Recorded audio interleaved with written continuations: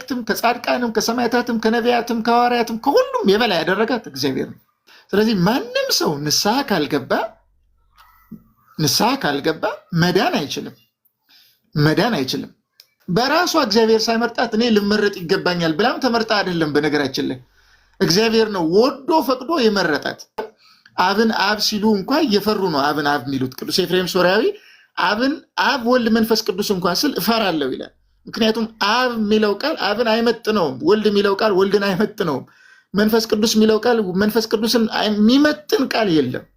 ግን በቃ በጎላ የተወሰነ እንደው በእኛ መረዳት በእኛ ቋንቋ ነገረ እግዚአብሔር ስለተገለጠ እኛ ልንረዳ በምንችለው መንገድ ወረድ ብሎ ስለተገለጠ እንጂ እግዚአብሔርን ሊመጥን ሊገልጥ የሚችል ምንም አይነት ቃል የለም። አብ እግዚአብሔር ነው። ያ አብ ወልድን የወለደበት መውለድ በቃላት የማይብራራ በህሊናት ታስቦ የማይደረስ እመቤታችን አምላክ ናት ብለው ማርያም እንደ አምላክ ቆጥረዋት መስዋዕት ያቀርቡላት የነበሩ አካላት ነበሩ። እመቤታችን አምላክ ናት ብለው ማርያም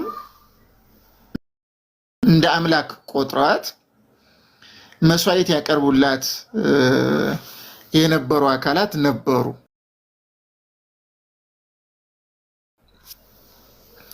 እና ይሄንንም ቅዱስ ኤጲፋኒዎስ ፓናሪዮን በሚለው መጽሐፍ ላይ አንስቶ እመቤታችን ቅድስት ድንግል ማርያም ምንም ነውር ነቀፋ የሌለባት ንጽሕት ቅድስት ብትሆንም አምላክን በስጋ ብትወልደውም የአምላክ እናት ተብላ ብትጠራም ፍጽምት ድንግል ንጽሕት ብትሆንም ቅድስት ድንግል ማርያም አምላክ ግን አይደለችም።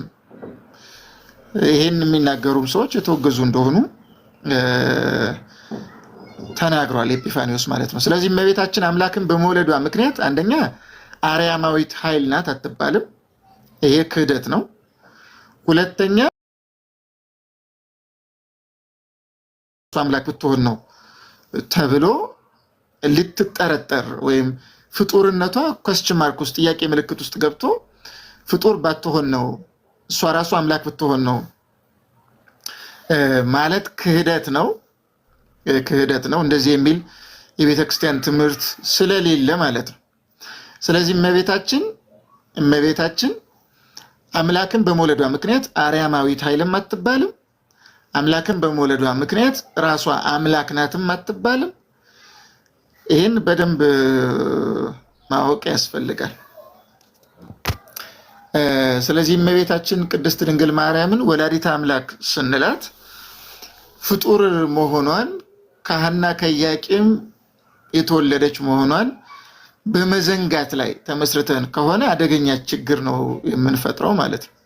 በጣም አደገኛ ችግር ነው የምንፈጥረው። ስለዚህ ይህን አንድ ኦርቶዶክሳዊ ሰው አጥርቶ መረዳት አለበት። አርያማዊት ኃይልም አይደለችም። አምላክን በመውለዷ ምክንያት አምላክ ልትባልም አይገባም። በሌላ በኩል ደግሞ አምላክን የወለደች ናት እመቤታችን እንጂ መካከለኛ አይደለችም። ይህም ማወቅ ያስፈልጋል።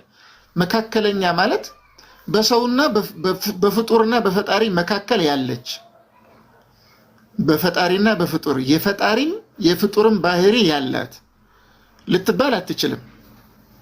ይሄ መካከለኝነት የፍጡርንም የፈጣሪንም ባህሪ ገንዘብ ማድረግ በተዋህዶ ገንዘብ ማድረግ የተሰጠው ለስግው ቃል ለኢየሱስ ክርስቶስ ብቻ ነው። ስለዚህ ፍጹም ሰው ፍጹም አምላክ የሚባለው ኢየሱስ ክርስቶስ ነው። ስጋን እንደመልበሱ ሰው ይባላል። ወልደ እጓለ እመሕያው ተብሎ ተጠርቷል። የሰው ልጅ ተብሎ ተጠርቷል። ደግሞ መለኮታዊ አምላክ እንደመሆኑ ደግሞ የአብ የባህሪ ልጅ ተብሎ ተገልጾለታል። ስለዚህ ኢየሱስ ክርስቶስ ፍጹም ሰው ፍጹም አምላክ ነው። በሰውና በአምላክ መካከል ያለ፣ ይሄ ማለት በሰውና በአምላክ መካከል ያለ ማለት ሰውነትንም አምላክ መካከለኛ የሚለው ቃል ማለት ነው። ሰውነትንም አምላክነትንም በተዋህዶ ገንዘብ ያደረገ የሰውነትንም ባህሪ የአምላክነትንም ባህሪ በሁለትነት ሳይሆን በተዋህዶ ገንዘብ ያደረገ በሁለትነት ሳይሆን ሚያፊሳይት ክሪስቶሎጂ እንደምንለው ከሁለት ባህሪ አንድ ባህሪ ብለን ስለሆነ ስለ ክርስቶስ የምንናገረው ፍጹም ሰው ፍጹም አምላክ ነው። ኢየሱስ ክርስቶስ ፍጹም ሰው ብቻ አይደለም፣ ፍጹም አምላክ ብቻም አይደለም። ፍጹም ሰው ፍጹም አምላክ ነው። ፍጹም ሰው እና ፍጹም አምላክ ግን አይባልለትም። ይሄ እና የሚለው ቃል ከፋፋይ ስለሆነ ማለት ነው። ፍጹም ሰው እና ፍጹም አምላክ ተብሎ በሁለትነት ቃል አይገለጽለትም። ግን ፍጹም ሰው ፍጹም አምላክ፣ ሰውም አምላክም እየተባለ ይነገርለታል። ይሄ መካከለኛ የሚለውን የሚያስረዳ ነው። ስለዚህ መካከለኛው ኢየሱስ ነው። እሱ መካከለኛው ኢየሱስ ማን ነው ስንባል እግዚአብሔር ነው፣ አምላክ ነው። ከአብ ከመንፈስ ቅዱስ ጋር በእሪና አንድ የሆነ ዓለምን የፈጠረ ቅድመ ዓለም ያለ እንለዋለን ኢየሱስ ክርስቶስን። እመቤታችን ቅድስት ድንግል ማርያምን ግን አምላክን በመውለዷ ምክንያት መካከለኛ ልትባል አትችልም።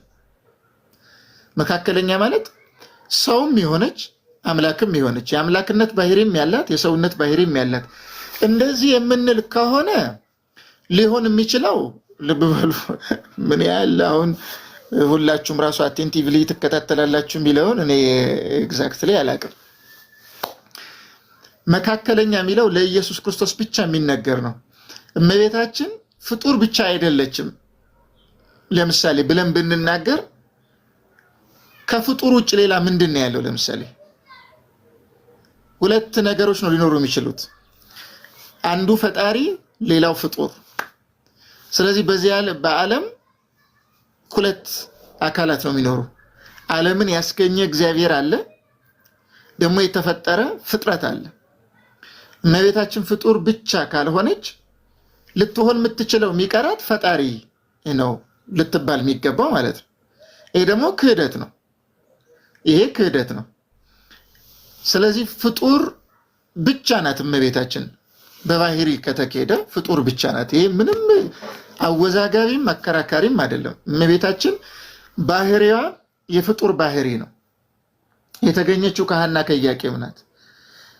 ኢየሱስ የሷ ፈጣሪዋ ነው፣ አስገኛዋ ነው፣ አዳኟ ነው፣ ጠባቂዋ ነው፣ መድኃኒቷ ነው፣ ህይወቷ ነው። በቃ እረፍቷ እሱ ነው። የጸጋዋ ሁሉ የክብሯ ሁሉ ምንጭ እሱ ነው። ያለሱ እሷ ምንም አይነት ክብር የላትም። በነገራችን በራሷ ብቻ እግዚአብሔር ሳያከብረው በራሱ ክቡር ሆኖ ሊገኝ የሚችል በራሱ ባህሪንም ቢሆን ለምሳሌ ሰብዕና ክቡር ፍጥረት ነው። ሰውነትን አክብሮ የፈጠረው ግን እግዚአብሔር ነው። በራሱ ራሱን ሰው ማድረግ የሚችል ሰው የለም።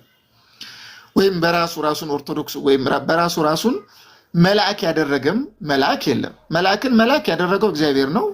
ሰውንም ሰው ያደረገው እግዚአብሔር ነው። ስለዚህ ሰውነት ክብር ነው፣ መልአክነትም ክብር ነው። የሰውነትንም የመልአክነትንም ክብር ከእግዚአብሔር የተሰጠ ነው። እግዚአብሔር ነው ያን ለፍጥረቱ የሰጠው እንጂ በራሱ እኔ መልአክ ልሁን ብሎ የሆነ መልአክም የለም። በራሱ እኔ ሰው ልሁን ብሎ የሚሆነ ሰው የለም። ሰውን ሰው ያደረገው እግዚአብሔር ነው። መልአክንም መልአክ ያደረገው እግዚአብሔር። እመቤታችንንም የቀደሳት ያከበራት ያዳናት ሕይወቷ መድኃኒቷ እረፍቷ ብርሃኗ ጌጧ ክብሯ በአጠቃላይ እግዚአብሔር ነው እና እመቤታችን አምላክን በመውለዷ ምክንያት ቅድም እንደነገርኳችሁ አንደኛ ኃይለ አርያማዊት አትባልም፣ ሁለተኛ አምላክ አትባልም፣ ሶስተኛ መካከለኛ አትባልም። መካከለኛ የሚለው ለምሳሌ በምልጃ ሂደቱ ሶስት አካላት አሉ። የሚለምን አለ፣ የሚለመንለት አለ። በዚህ በምልጃ ሂደት ውስጥ ሆነን ለምሳሌ ልብ በሉ፣ የሚለመነው እግዚአብሔር ነው። የሚለምኑት ደግሞ እግዚአብሔርን ይቅርታ አድርግ፣ ማር፣ ይሄን አድርግ ብለው የሚለምኑት ባለሟሎቹ ናቸው። የሚለመንላቸው ደግሞ እኛ ኃጥአን ነን። ስለዚህ በዚህ ውስጥ ከሆነ መካከል ላይ ቅዱሳን ይገባሉ። እመቤታችንም፣ ሰማዕታትም፣ ጻድቃንም፣ ነቢያትም፣ ሐዋርያትም እግዚአብሔር ጸጋ የሰጣቸው በአጠቃላይ የነሱ መካከለኝነት የማማለር ነው። በእኛና በፈጣሪ ፊት መካከል ሆነው ስለ ኃጥአን ይቅር በላቸው ብለው ይለምናሉ። ክርስቶስ ያደረገውን የቤዛነት ስራ ግን አይሰሩም። ክርስቶስ መካከለኛ ነው ሲባል ሰውነትን ከአምላክነት ጋር ያስታረቀ ማለት ነው። የሰውነት ባህሪን ከአምላክነት ባህሪ ጋር ያስታረቀ አንድ ያደረገ ማለት ነው። እርሱ ያደረገውን ማድረግ የሚችል ማንም ፍጡር የለም። እመቤታችንም ቅዱሳን ማንም መልአክም ምንም የለም። አኮ በመልአክ አኮ በተንባል አላ ለሊሁ እግዚ ይመጽእ ወያድኅኖሙ ተብሎ የተነገረው ለዚህ ነው። ኢሳይያስ 62 63 ቁጥር 7 ጀምሮ የዳነው በመልአክ አይደለም፣ በአማላጅም አይደለም። የዳነው በራሱ በእግዚአብሔር ነው። በራሱ በእግዚአብሔር ራሱ እግዚአብሔር መጥቶ ሰው ሆኖ የኛ ሰውነት ተዋህዶ ነው ያዳነን። ስለዚህ ፍጹም መካከለኛ አንድ ነው፣ እሱም ኢየሱስ ክርስቶስ ነው። ኢየሱስ ክርስቶስ ነው። ስለዚህ እመቤታችን የአምላክ እናት መሰኘቷ ወይም መባሏ አንደኛ አርያማዊት አያሰኛትም፣ ሁለተኛ አምላክ አያሰኛትም፣ ሶስተኛ መካከለኛ ራሱ አያሰኛትም። ለምን? ኢየሱስ መካከለኛ ስለሆነ ፍጹም ሰው ፍጹም አምላክ ስለሆነ እናቱም ፍጹም ሰው ፍጹም አምላክ ብትሆን ነው እሱን የወለደችው ብለን አንናገርም። እንዲህ ምንል ከሆነ ኢየሱስ አምላክ ነው። ምንም ፍጹም ሰው ፍጹም አምላክ ቢሆንም አምላክነት ከሰውነት ጋር ተከፋፍሎ አይኖርም። ከተዋህዶ በኋላ ሁለቱ አንድ ነው የሚሆኑት። የአምላክነት ባህሪ ከሰውነት ባህሪ ጋር ተዋህዶ ያለመለያየት በፍጹም ማንም ሊለያየው በማይችለው ሁኔታ ሁለቱ ተዋህደው አንድ ነው የሆኑት። ስለዚህ ፍጹም ሰው ፍጹም አምላክ ስንል ክርስቶስ ሰውነቱን ከአምላክነቱ ይሄ ሰውነቱ ነው ይሄ አምላክነቱ ነው ብለን አንከፋፍለውም። አንድ ነው። አንድ one incarnate nature of God the word እንላለን። አንድ ስግው የሆነ አንድ የእግዚአብሔር ቃል ባህሪ ነው የምንለው። የስግው ቃል ባህሪ አንድ ነው፣ አንድ ባህሪ ነው። የአንዱ ባህሪ ነጠላ ባህሪ አይደለም፣ ሲንግል አይደለም፣ ኮምፖዚት ነው። ከሁለት ባህሪ የተገኘ አንድ ባህሪ ነው። ስለዚህ ይህን ከሁለት ባህሪ የተገኘ አንድ ባህሪን ገንዘብ ያደረገው ኢየሱስ ክርስቶስ ብቻ ነው። ስለዚህ ኢየሱስም በመውለዷ እመቤታችን ቅድስት ድንግል ማርያም እንደ ኢየሱስ ክርስቶስ መካከለኛም አትባልም። ይህ ክህደት ነው። ስለዚህ እንዲህ የሚልም ካለ የተወገዘ ነው። ይህም በደንብ አጥርቶ መረዳት ያስፈልገናል ማለት ነው። ስለእመቤታችን ስለ ቅድስት ድንግል ማርያም ስናስብ ይህንን በደንብ አድርገን ነው ማወቅ ያለብን። ምን አለ ከፈጣሪ በቀር ከፍጡርነት የሚበልጥ ሌላ ምን አለ? ያለው ፈጣሪነት ብቻ ነው ከፍጡርነት የሚበልጥ። ስለዚህ እመቤታችን ከፍጡርነት የሚበልጥ ምንም የላትም ክብር ካልሆነ በቀር። በክብር ከፍጥረት መካከል የሚተካት የለም። ከመላእክትም ቢሆን ከሰዎችም ቢሆን በክብር ነው። ይሄ እግዚአብሔር በሰጣት ክብር ነው እንጂ በባህሪ ከሆነ ከፍጡርነት በምንም አትበልጥም። የተገኘችው ከሐና ከኢያቄም ነው። አራቱ ባህርያተ ሥጋ አምስተኛ ባህርየ ነፍስ ነው ያላት። እኛም አራቱ ባህርያተ ሥጋ አምስተኛ ባህርየ ነፍስ ነው ያለን። በክብር ግን ልዩነት አለን፣ ይታወቃል። በክብር ልዩነት አለን። ሁላችንም ሰዎች ሆነን በሰዎች መካከል ልዩነታችን። ቅድስት ድንግል ማርያም ወላዲተ አምላክ ትባላለች ሲባል አንደኛ ሎጂካል በሆነ መንገድ ሰዎች እንዳያስቡ፣ በሎጂክ እያሰቡ ሰውን ነው የሚወልደው፣ ሌላ እንስሳን ይወልዳል። በዚህ ምክንያት እመቤታችን ሰው ከሆነች እንዴት አምላክን ልትወልድ ትችላለች ብለው ሊጠይቁ ይችላሉ። ይህን መነሻ አድርገውም እሷ ፍጡር ሆና ሳለ አምላክን ወለደች ማለት አያስሄድም። ፍጡርን ነው የሚወልደው። አብ እግዚአብሔር ነው። ያ አብ ወልድን የወለደበት መውለድ በቃላት የማይብራራ በህሊናት ታስቦ የማይደረስ ምንም አይነት ቋንቋ የማይመጥ ነው። እኛ ራሱ እንኳን እኛ ቅድስና ያላቸው ቅዱሳን እንኳን አብን አብ ሲሉ እንኳን እየፈሩ ነው አብን አብ የሚሉት። ቅዱስ ኤፍሬም ሶርያዊ አብ ወልድ መንፈስ ቅዱስ እንኳን ስል እፈራለሁ ይላል። ምክንያቱም አብ የሚለው ቃል አብን አይመጥነውም፣ ወልድ የሚለው ቃል ወልድን አይመጥነውም፣ መንፈስ ቅዱስ የሚለው ቃል መንፈስ ቅዱስን የሚመጥን ቃል የለም። ግን በቃ በጎላ የተወሰነ እንደው በእኛ መረዳት በእኛ ቋንቋ ነገረ እግዚአብሔር ስለተገለጠ እኛ ልንረዳ በምንችለው መንገድ ወረድ ብሎ ስለተገለጠ እንጂ እግዚአብሔርን ሊመጥን ሊገልጥ የሚችል ምንም አይነት ቃል የለም፣ ምንም አይነት ስምም የለም። በስም እንኳ ከሆነ ጎርጎርዮስ ዘኑሲስ እግዚአብሔር እንዲህ ነው ተብሎ በዚህ ስም አይጠራም ይልና ሲጨንቀው ምናልባት ከጠራው አንድ ስም ሊጠራው ይችላል ይልና ከስም ሁሉ በላይ ነው የሚል ስም ይላል። ከስም ሁሉ በላይ ነው የሚለው ስም ምንድን ነው? እሱ ራሱ ከስም ሁሉ በላይ ምን የሚባለው ስም በቃ ስለሌለ በሆነ ስም ሙሉ በሙሉ እግዚአብሔርን ወስነን ልንገልጽ የምንችልበት ምንም ስም የለም። ስለዚህ አብ ወልድን የወለደበት መንገድ እንደው እኛ እንዲገባን ትንሽም ቢሆን የተወሰነ እንድንረዳ እንጂ መቀዳደም ያለበት አብ ቀድሞ ኖሮ ወልድን ኋላ ሲወልደው የወልድ አባት ወደ መባል የመጣበት ምናምን እንደዚህ አይነት ዝብርቅርቅ ያለ ቴዎሎጂ የለም በእኛ። ስለዚህ ያ የተለየ ነው። አብ ወልድን የወለደበት አብ አምላክ ነው። በአምላክነት ከወልድና ከመንፈስ ቅዱስ ተለይቶ ኖሮ ብቻውን ኖሮ የሆነ ጊዜ አብ ወልድን ሲወልደው መንፈስ ቅዱስን ሲያሰርጸው አስራጺ ወላዲ ወደ መባል የመጣ አይደለም። አብን አብ ብለን በምናውቅበት ቅጽበት ራሱ የሚለው አይገልጽም። ግን ምን ብለን መናገር እንችላለን? ዝም ማለት ስለሆነ የሚሻለው እንደው ዝም ከምንል ደፋር ስለሆነ ትንሽ ብናወራ በሚል እንጂ አብ ወልድን ሳይወልድ መንፈስ ቅዱስን ሳያሰርጽ የኖረበት ጊዜ በቃ ልግለጸው እንደዛ ብዬ ስለማይቻል ማለት ነው የለም። አብ በአብነት የኖረበት ጊዜ የለም። ከወልድና ከመንፈስ ቅዱስ ተለይቶ መኖርም አይችልም። የኖረበት ጊዜ ሳይሆን ምንም ነገር ነው የሌለው። ምንም ጊዜ በኋላ የመጣ ነገር ስለሆነ ማለት የለም። ስለዚህ አብ ወልድን ወለደ ሲባል ቀድሞ ኖሮ ምናምን የሚል እንደዚህ ቅደም ተከተላዊ እኛን ለማስረዳት የገባውን ነገር መሰረታዊ ሐሳቡን ትተን በእኛ አይምሮ ውስጥ የታተመውን ትርጓሜ ይዘን ከመሰረታዊ ሐሳቡ እንዳንወጣ ጥንቃቄ ያስፈልገናል። ስለዚህ አብ ወልድን ወለደ በምንልበት ቶን መተን እመቤታችን ቅድስት ድንግል አብ ከወልድ ጋር ሩይ ነው። ወልድም በመውለዱ ምክንያት አባት በመሰኘቱ ምክንያት የሚበልጥ አይደለም። ወልድም የአብ ልጅ በመሰኘቱ ምክንያት የሚያንስ አይደለም። ስለዚህ ከአባቱ የማያንስ ልጅ ነው ወልድ። ይሄ በጣም አስደናቂ ነው። መቀዳደም የለም። የስያሜ ጉዳይ ነው። ቃሉ በኦርቶዶክሳውያን ሕሊና ውስጥ አብ የሚለው ቃልና ወልድ የሚለው ቃል እኩል ናቸው። በነገራችን ላይ ቃሉ የሚሰጠው ትርጉም ማለት ወልድ ስንል በፍጥረት ከሆነ አባት ከልጅ ይበልጣል ብለን ነው ቶሎ የምናስበው። ቀድሞ ኖሮ በዘመን በምን ብለን እናስባለን። በስላሴ ዘንድ ከሆነ ግን አብ የሚለው ቃል ወልድ ከሚለው የሚበልጥ አይደለም። ወልድ የሚለውም አብ ከሚለው የሚያንስ አይደለም። በምንም በክብርም በመቀዳደም በምንም አንድ ናቸው። አንድ እግዚአብሔር ብለን ነው የምናምነው። እመቤታችንም የስግው ቃል የኢየሱስ ክርስቶስ እናት ናት ስላልን እናት በመሆኗ ምክንያት እመቤታችን ቅድስት ድንግል ማርያም ከራሱ ከወለደችው ከስግው ቃል ጋር አብ ከወልድ ጋር እሩይ እንደሆነ እመቤታችንም ወልድም በወለደችው ጊዜ ከወልድ ጋር እሩይ ወደ መሆን መጥታለች ሚል ትምህርት የለም። ይሄ ክህደት ነው።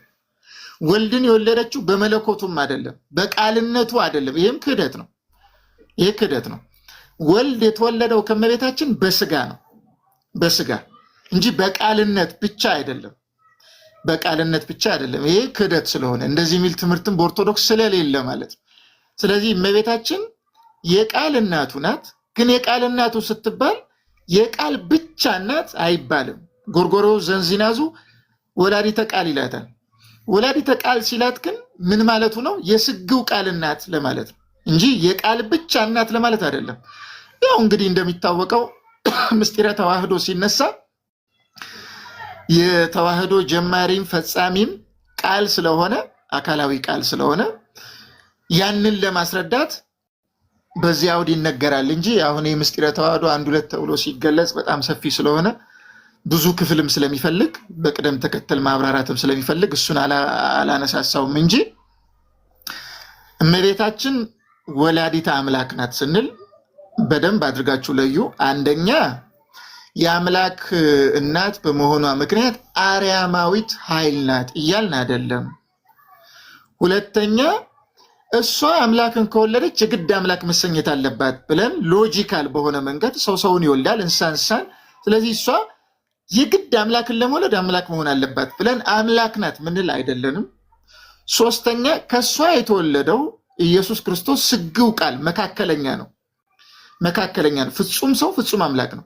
ስለዚህ ከእሷ የተወለደው ፍጹም ሰው ፍጹም አምላክ ስለሆነ እርሱም በመውለዷ ምክንያት ፍጹም ሰው ፍጹም አምላክ ናት የምንልም ከሆነ ክህደት ነው። ይሄም ክህደት ነው። እንደዚህ የሚል ትምህርትም በኦርቶዶክስ የለም። አራተኛ ሙሉ ሁሉም ባይሆኑም አንዳንድ የካቶሊክ ቤተ እምነት ተከታዮች አንዳንድ ስኮላሮች ኮሪዲምትሪክስ ዊዝ ጋድ ብለው የሚገልጹት አለ። እመቤታችን አምላክም በመውለዷና ምክንያተ ድኅን በመሆኗ ለኛ መዳን ምክንያት በመሆኗ ልብ በሉ፣ ለኛ መዳን ምክንያት በመሆኗ በአምላክ ማዳን ውስጥ አምላክ በፈጸመው ማዳን ውስጥ የሆነ ፐርሰንት ተሰጥቶ ኢየሱስ ክርስቶስ ለምሳሌ ስለኛ ቤዛ ሲሆንልን ቤዛ መሆን ማለት የኛ ስጋ ተዋህዶ እኛ ልንቀበል የሚገባንን ነገር ስለኛ ሲቀበል ከመጸነስ ጀምሮ ከብስራት ራሱ ጀምሮ ከመበሰር ጀምሮ እስከ እርገት ድረስ ያደረገው ነገር የቤዛነት ስራ ይባላል። ሰው ሆኖ የተቀበለው መከራ የሄደባቸው መንገዶች በሙሉ የቤዛነት ስራ ይባላሉ። በዚህ ሂደት ውስጥ ክርስቶስ እኛን ለማዳን በፈጸመው የቤዛነት ስራ ውስጥ 99% እሱ ፈጽሞ የጎደለ 1% ኖሮ እመቤታችን ወላዲተ አምላክ በመሆኗ ምክንያት ያንን ፐርሰንት ሞልታ ከኢየሱስ ክርስቶስ ጋር ዓለምን አብራ አድና ነበረ ብለን አንናገርም። ዓለምን ያዳነው እግዚአብሔር ነው። ለእርሷ ፍጹም መድኃኒቷ እግዚአብሔር ነው። እሷ ምክንያተ ድኅን የመዳናችን ምክንያት እንላታለን። እግዚአብሔር እኛን ሲያድን እሷን ምክንያት አድርጎ ነው ያዳነን። እግዚአብሔር በፈለገበት እንደፈለገ አድርጎ ማዳን ይችላል። በነገራችን ላይ ግዴታ በሆነ መንገድ ብቻ አንሰጠው፣ ግን በታወቀው በተገለጠው ለአባቶቻችን በነገረው አባቶቻችን በጻፉት ባስተማሩት እውነት በሆነው ምናባዊ ባልሆነው እውነተኛ በሆነው አስተምሮ እመቤታችን የመዳናችን ምክንያት እንድትሆን እግዚአብሔር መርጧታል። በራሷ እግዚአብሔር ሳይመርጣት እኔ ልመረጥ ይገባኛል ብላም ተመርጣ አይደለም። በነገራችን ላይ እግዚአብሔር ነው ወዶ ፈቅዶ የመረጣት። እንድትመረጥ የሚያደርግ ንጽህና ነበራት፣ ምንም ጥርጥር የለው። እንድትመረጥ የሚያደርግ ንጽህና ነበራት። ግን አምላክ ከእርሷ ሰው ሳይሆን በሌላ መንገድም ማዳን ይችላል። ግን ያ አሁን ሲብራራም ሰዓት ይወስዳል። ለአምላክ የግዴታ ብለን በቃ እንዲህ ካልሆነ ማድረግ አይችልም ብለን እግዚአብሔርን በካህሊነቱ ወሰን ሰተን ማለት በካህሊነቱ የሆነ ወሰን ሰተን ልንናገርለት የምንችለው ነገር የለም። ግን እግዚአብሔር ጥንቱን የተናገረው ቃል የማይታጠፍ ስለሆነ ፈታዬ በጽድቅም ስለሆነ የተናገረውን ቃል ስለማያጥፍ አዳምን ይህን ዕፀ በለስ ብትበላ የሞት ሞትን ትሞታለህ ብሎ ስለተናገረ አዳም ዕፀ በለስን በበላ ጊዜ ወደ አዳም ሰውነት ሞት ዘልቆ ስለገባ ለሞት ተገዥ ስለሆነ በአዳም ውስጥ የበቀለችውን ሞት ይነቅል ዘንድ እርሱ ቃል ሕይወት ስለሆነ ሞት የወረሰውን ሰውነት የእርሱን ሕይወት ሊያወርሰው ያን የአዳምን ሰውነት ገንዘብ ያደርግና ተመልከቱ፣ በኃጢአት ምክንያት ሞት እንዲወርሰው አድርጎ ነበር አዳም። ያን ሞት እንዲወርሰው ለሞት ተገዥ እንዲሆን ያደረገውን ሰው የነሱ እግዚአብሔር ለነሱ የሰጣቸው የጸጋ ማዳን በጸጋ እግዚአብሔር የሰጣቸው ከእግዚአብሔር ተለይተው በራሳቸው ያን ማድረግ አይችሉም። እግዚአብሔር ግን በባህሪው አዳኝ ነው፣ ፈዋሽ ነው፣ ትክ የሌለው ነው። ስለዚህ የፍጡራን ማዳን ከእግዚአብሔር በጸጋ የተሰጠ ነው። ያለ እግዚአብሔር ማንም ፍጡር ምንም ማድረግ አይችልም። ምንም ምን ያልኳችሁ ምንም ማድረግ አይችልም። ያለ እግዚአብሔር ከእግዚአብሔር ተለይቶ በራሱ ምንም ማድረግ ማንም አይችልም። ይሄ ዮሐንስ ወንጌል ምዕራፍ 15 ላይ ያለ እኔ ምንም ልታደርጉ አትችሉም ብሎ የተናገረው የኢየሱስ ክርስቶስ ቃል ነው። ስለዚህ እመቤታችን ምልጃዋ ያድነናል፣ ቃል ኪዳኗ ያድነናል ብለን ስንናገር ራሱ ክርስቶስ የፈጸመውን ማዳን ይተካል እያልን አይደለም። ክርስቶስ የፈጸመው ማዳን እንደምታውቁት መጀመሪያ በአሚን ነው የሚጀምረው። በሩ መግቢያው ማመን ነው። ምናምነው በኢየሱስ ክርስቶስ እግዚአብሔርነት ነው። በስላሴ አንድነትና ሶስትነት ነው ምናምነው በምስጢረ ጥምቀት አዳኝነት ነው፣ ምስጢርነት ነው፣ ማየገቦነት ከጌታ ጎን የፈሰሰ ውሃ ነው ብለን ነው ምናምነው።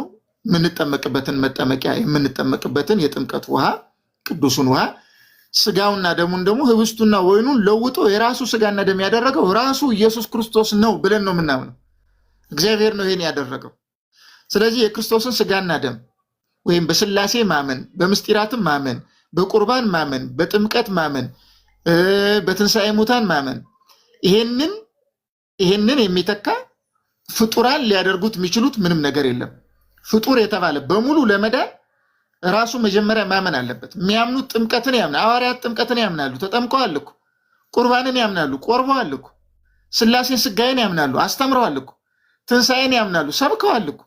ምን በቃ ግልጽ ነው። ይሄን ያላመነ ሐዋርያ የለም። ይሄን ያላመነ ሊቅ የለም። ይሄን ያላመነ ጳጳስ የለም።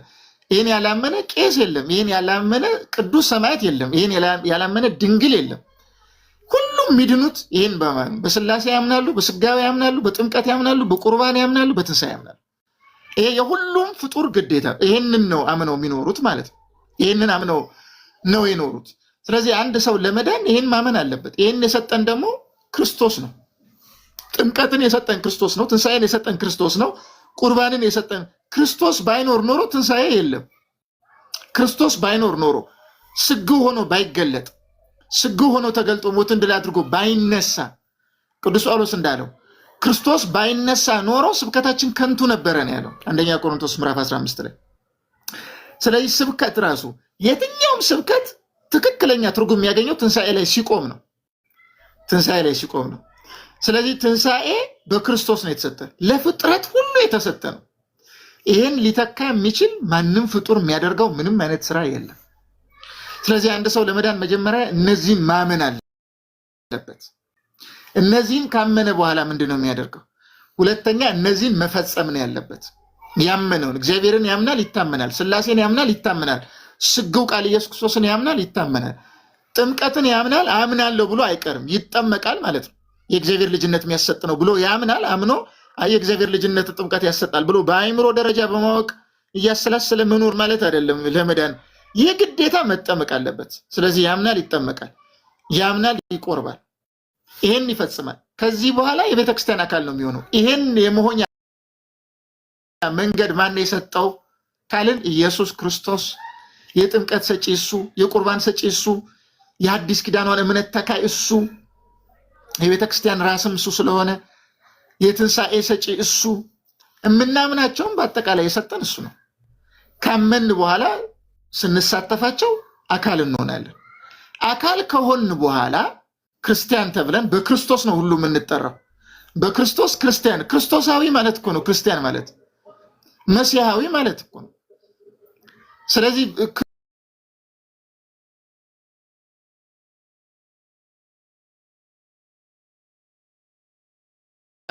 ሁላችሁ ክርስቶስን ለብሳችኋል እንደተባለው ማለት እሱን እንለብሷለን። ክርስቶስ እሱን እንለብሷ፣ ራሳችን እሱ ይሆናል። እኛ ደግሞ አካል እንሆናለን ለሱ ለኢየሱስ ክርስቶስ ማለት ነው። እንዲህ በመሆን ነው ይሄን ከሆን በኋላ ነው። ይሄን ካገኘን በኋላ ብንወድቅ ሰዎች ነን፣ ብናመነዝር፣ ብንገድል፣ ብንጨፍር፣ ዘረኛ ብንሆን፣ ብንሰርቅ፣ ብንቀባጥር፣ ሐሰት ብንናገር፣ የሐሰት ስራ ብንሰራ፣ ይሄ የምታውቁት ነው። ሚዲያ ላይ ብዙ ሐሰቶች አሉ፣ ብዙ ያልተገቡ ሴራዎች አሉ፣ ተንኮሎች አሉ፣ ብዙ አይነት ነገሮች አሉ። ይሄንን ብናደርግስ ነው ድህነትን ካገኘን በኋላ ያገኘነውን ነገር ልናጣ እንችላለን። እግዚአብሔር አንድ ጊዜ ድህነት አግኝታችኋል የፈለጋችሁትን ብታደርጉ በቃ አትወጡም አይለንም። ምክንያቱም በዚህ ምድር ኤግዚስት እስከምንኖር እንኖራለን። በዚህ ምድር ህይወታችን እስካለች ድረስ ኃጢአት የመስራት እድል አለ። ኃጢአት ብንሰራ ተመልከቱ፣ አምነን ተጠምቀን ቅባሜሮን ታትመን ስጋውን ደሙን ተቀብለን የቤተክርስቲያን አካል ከሆን በኋላ ኃጢአት ብንሰራ የሰራነው ኃጢአት ሊሰረይ የሚችለው በቅዱሳን ምልጃ አይደለም። ይሄን ወቁ።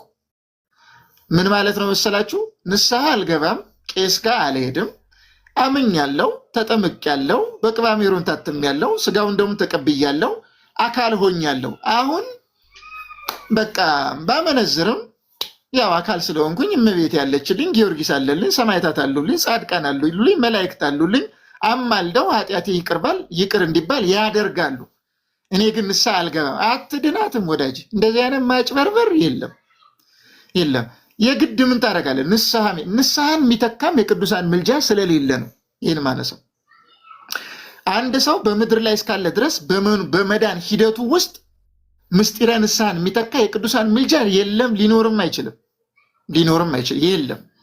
ስለዚህ የቅዱሳን ምልጃ ንስሐን ማይተካ ከሆነ ስለዚህ የግዴታ ይናዘዛል ማለት ነው። ስንናዘዝ ግን እንደምታውቁት ማናስታውሰው ማዕት ነው።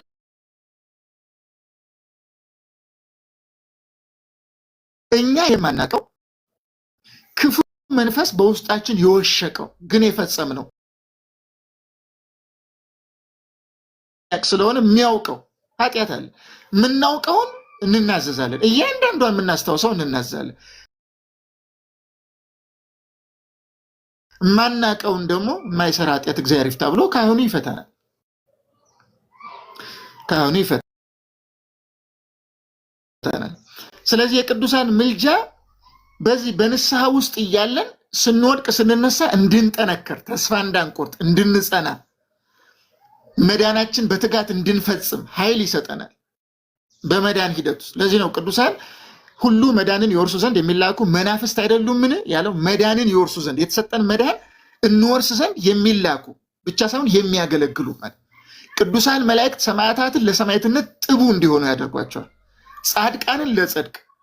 ስለዚህ ተመልከቱ፣ በድህነት ሂደት ውስጥ ድህነታችን እንድንፈጽም ቅዱሳን መላእክት ይረዱናል እንጂ ራሳቸው አያድኑንም። ራሳቸው ከእግዚአብሔር ተለይተው እኔ ቆይ እዚህ ጋር ገብርኤል ሚካኤል አለውልህ አድናለሁ ብለው ሌላ መንገድ ሊሆኑ አይችሉም። ያን ክርስቶስ የሰጠንን ድህነት ግን እንድንፈጽም ወደ ንስሐ እንድንመጣ። ለዚህ እኮ ነው በመጽሐፍ በአንድ ሰው ንስሐ መግባት በሰማይ ያሉ መላእክት ይደሰታሉ የተባለ። ለምን ይመስላል እንዴ? ሰው ካመነ ከተጠመቀ ቅባሜሮን ከተቀባ ስጋውን ደግሞ ከተቀበለ አካል ከሆነ በኋላ እኮ መላእክት እኔ ያለውልህ በቃ ከአሁን በኋላ ላለው ነገር እኔ ዋስዮንኩ አስገባለሁ ማለት እኮ ይችሉ ነበር። የሚሆን ቢሆን ኖሮ ግን አይሆንም። ስለማይሆን ተመልከቱ፣ ንስሐ መግባታችን ይፈልጋሉ ቅዱሳን መላእክት። እንኳን ቅዱሳን መላእክት ራሱ እግዚአብሔር የእኛን ንስሐ መግባት ይፈልጋል። ሉቃስ ወንጌል ምዕራፍ 13 ላይ ኢየሱስ ክርስቶስ ምንድን ነው ያለው? ንስሐ ባትገቡ ትጠፋላችሁ ነው ያለው። ተዘጋ ወዳጅ። ይህን የተናገረ አንድ ተራ ሰው አይደለም፣ ወይም ተራ አካል አይደለም። ይህን የተናገረ ሰማይና ምድርን የፈጠረ ለእኛም ድህነትን የሰጠ ኢየሱስ ክርስቶስ ነው የተናገረ። ታዲያ ክርስቶስ የተናገረውን ቃል ማን ሊያጥፍ ይችላል? ማንም ሊያጥፍ አይችልም። ስለዚህ ማንም ሰው ንስሐ ካልገባ መዳን አይችልም።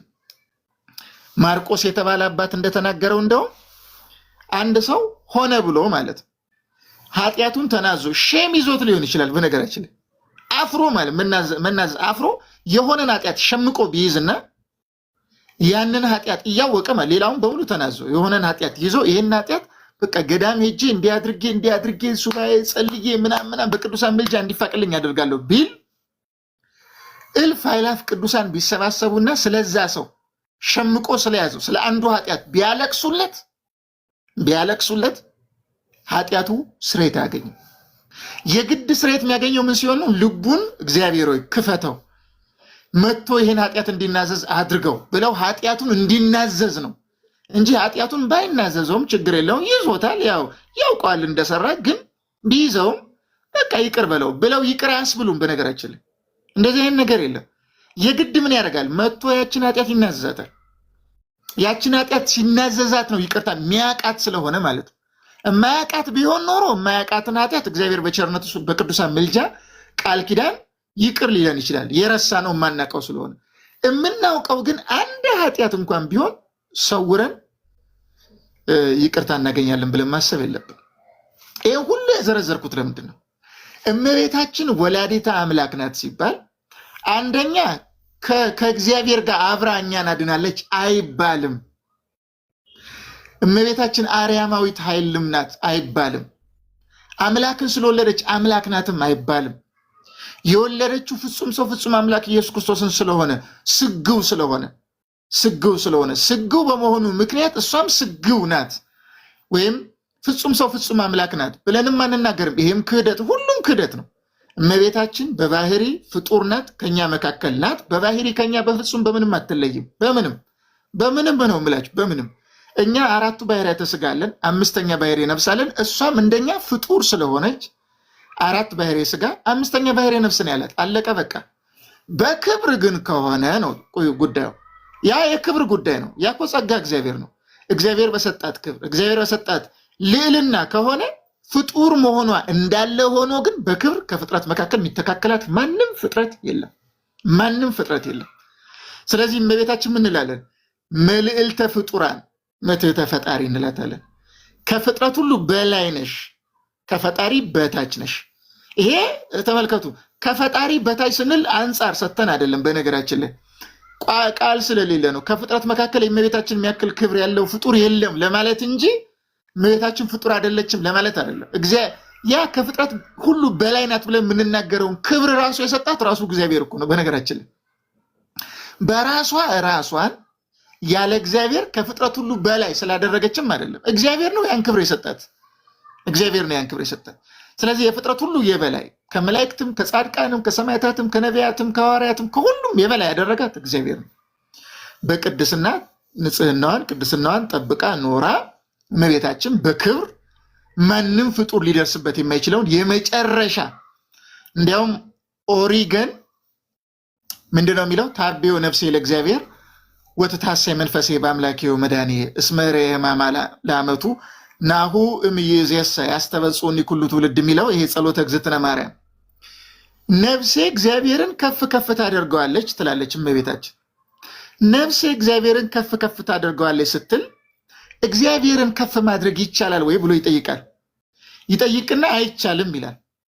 ምን ማለት ነው ታዲያ ሲል አንድ ፍጡር እግዚአብሔርን ሊረዳ በሚችልበት የመጨረሻ ደረጃ ወይም ደግሞ አንድ ፍጡር እግዚአብሔርን ሊመስል በሚችል ልብ በሉ፣ በቅድስና ሂደት ውስጥ የመጨረሻው አምሳለ እግዚአብሔር ነው።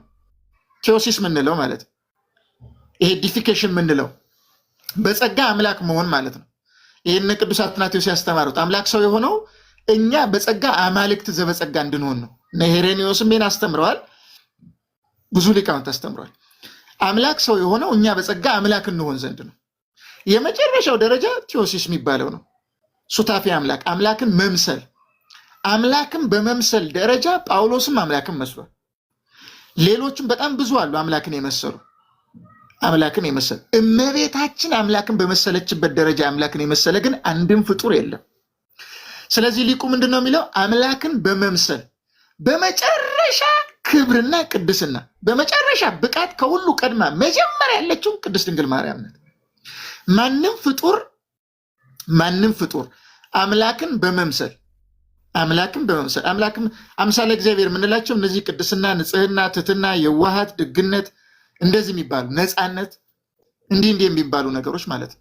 ይሄንም በመያዝ እመቤታችን ቅድስት ድንግል ማርያም ጋር ማንም አሁን እመቤታችን ጋር ያለው ነፃነት ማለት ነው በቃላት ልንገልጸው ማለት በጣም ፍጹም በምንም አይነት ተጽዕኖ ውስጥ የሌለ ነፃነት ታውቃላችሁ።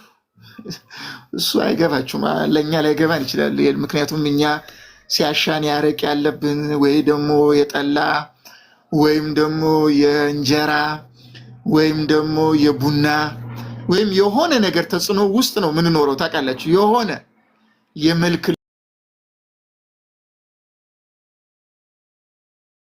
መካከል እመቤታችን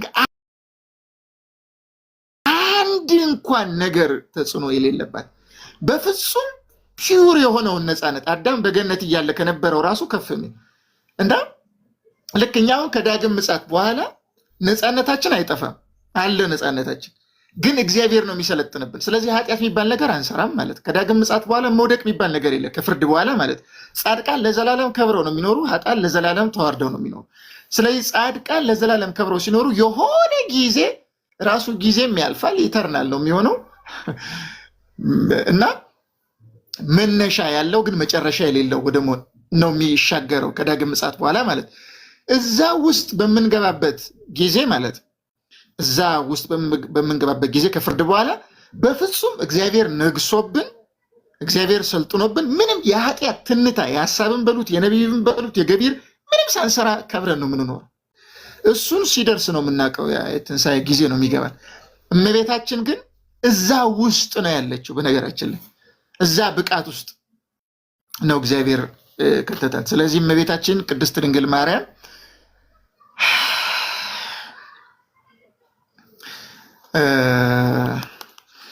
እመቤታችን እናንተ አሞቃችሁኝ በእውነቱ ብዙ ጮኩኝ ማለት ነው። እና የእመቤታችን የቅድስት ድንግል ማርያም ክብርና ንጽህና ሊተካ የሚችል ከፍጡር መካከል ማንም የለም።